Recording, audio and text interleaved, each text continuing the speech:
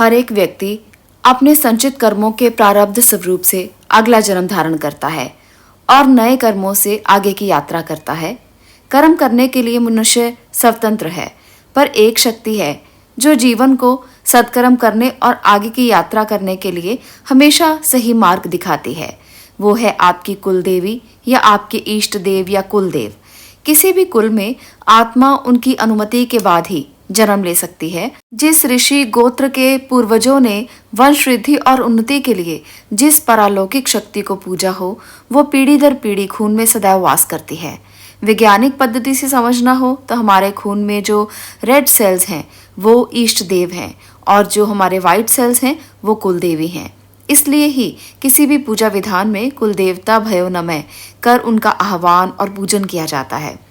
कुल देवी और इष्ट देवता तो पराशक्ति हैं, किंतु आपका रक्षण, पोषण और उन्नति के लिए आपने आपके हृदय में उन शक्तियों को कितना जागृत किया है, ये जानना बहुत ज़्यादा ज़रूरी है। कहीं कहीं परिवार के लोग बहुत सुख पाते हैं और कुछ लोग कष्ट और पीड़ा भुगतते हैं। इसका कारण ये होता है कि उनके हृदय में शक्तियाँ सुषुप्त होती हैं। नित्य पूजा, नामकरण और पूजा पाठ से, कुल परंपरा की पूजा पद्धति से आप इन शक्तियों को जागृत कर सकते हैं और ये आपके लिए बहुत फलदायी हो सकती हैं।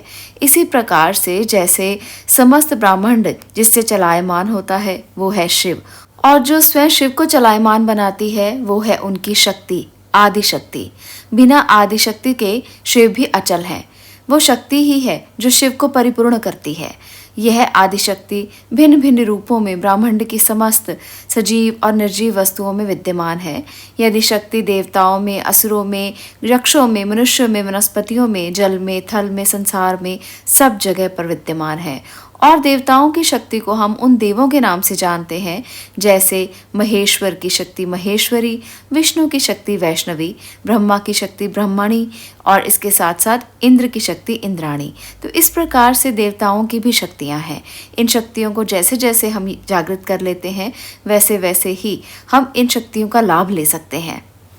हमारी हिंदू परंपराओं में कुल देवता और कुल देवी का स्थान हमेशा से रहा है। हिंदू परंपराओं में हर कोई परिवार किसी न किसी ऋषि के वंशज हैं। इसीलिए जब हमें गोत्र का पता चलता है तो इसके कर्मानुसार ही विभिन्न विभाजन होते हैं और वर्णों में जो विभाजन दिया जाता है उसके अनुसार ही हमारी जाति तय होती है। हमारे पूर्वजों ने अपने वंश परिवार की नकारात्मक ऊर्जाओं और उनसे उत्पन्न बाधाओं से रक्षा करने के लिए एक परालौकिक शक्ति का कुलदेवी के रूप में पूजन किया और उन्हें पूजना शुरू कर दिया। ये शक्ति उस वंश की उन्नति में नकारात्मक ऊर्जाओं को, बाधाएं और विघ्न उत्पन्न करने से रोकती है और उस कुलदेवी का पूजन उस वंश के लिए पीढ़ी दर पीढ़ी परंपरा बनता चला जाता है। तो इसलिए अगर आप भी अपने जीवन में बाधाओं को दूर करना चाहते हैं तो अपने कुलदेवी या कुलदेवता का आह्वान अवश्य करें। घर में हर कार्य को करने से पहले आप उनको याद जरूर करें। उनको आप उस तरीके से उनकी पूजा करें जैसे आपके घर के रीति रिवाज हैं।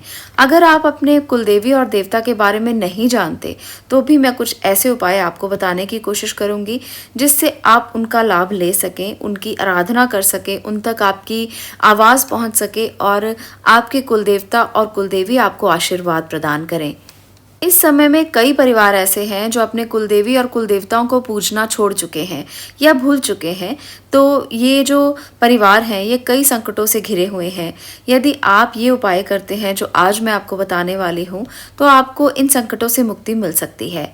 जन्म, विवाह आदि मंगल कार्यों के समय में कुलदेवी और देवता के स्थान पर जाकर उनकी पूजा की जाती है या उनके नाम की स्तुति की जाती है।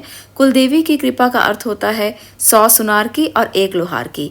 बिना कुलदेवी की कृपा के किसी कुल के वंश को आप आगे नहीं बढ़ा सकते। अतः कुलदेवी और देवता के लिए प्रतिदिन सुबह और शाम को आप भोग निकाल सकते हैं। अगर आप उनके नाम का उच्चारण करें तो बहुत ही अच्छा है। अगर नाम याद ना हो तो जैसे आपने भगवान की जय, ईश्वर की जय, दुर्गा माँ की जय, उसी प्रकार से आप ये कह सकते हैं कुल देवी और कुल देवता की जय। तो आपको उसका लाभ उतना ही ज़्यादा मिलेगा जितना आप उनका नाम याद करके ले सकते हैं।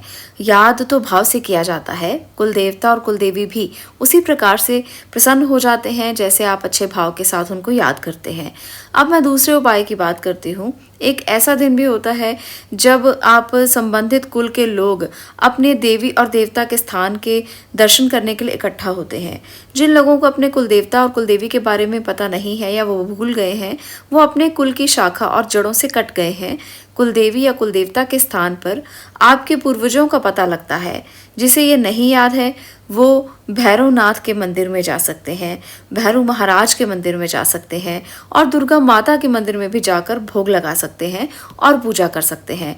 इससे भी उनको वही लाभ मिल सकता है। पर आपको कुल देवी और कुल देवता को अंतर्मन से याद करना है। आपको वहां पर जाकर उनको याद करके भैरवनाथ के मंदिर में भोग लगाना है और देवी माँ के मंदिर में भोग लगाना है, तो आपका भोग प्रवान चढ़ेगा और आपको लाभ मिलेगा। अब तीसरी बात करने वाले हैं कुल देवी या कुल देवता के स्थान पर जाकर अगर आपको याद है तो ऐसा कार्य ज़रूर करें और ऐसा कार्य करने से भी आपको लाभ मिलेगा। अगर आपको याद है कि आपके कुल देवी और कुल देवता की जगह कहाँ पर है, उनका स्थान कहाँ पर है, तो वहाँ पर आप एक साबुत नींबू ले जाएं और उसको अपने ऊपर से 21 बार वार कर उसे 2 भागों में काट कर एक भाग को दूसरे भाग की दिशा में और दूसरे भाग को पहले भाग की दिशा में फेंक दें। ऐसा करने से कुल देवी या देवता से क्षमा मांगकर वहाँ पर अच्छे से पूजा पाठ करवा दीजिए और उसके बाद दान दक्षिणा दीजिए। अगर आपसे कोई भूल हुई है, अगर आपसे कोई गलती हुई है तो वो गलती भी माफ़ हो जाएगी और आपको उत्तम लाभ प्राप्त होंगे। कुल देवी और कुल देवता प्रसन्न होंगे और आपके जितने भी कष्ट हैं उनसे आपको मुक्ति मिलेगी। तो ये कुछ ऐसे उपाय हैं, अगर आप अपने कुल देवी और देवता को प्रसन्न करने के लिए करते हैं तो आपके जीवन से समस्त कष्ट दूर हो जाएंगे। करके देखिए, आजमा कर देखिए और अनुभवों को यहाँ कमेंट बॉक्स में शेयर ज़रूर कीजिए। मैं मिलती हूँ अगली वीडियो में अगले विषय के साथ। आपका इसे देखने के लिए धन्यवाद।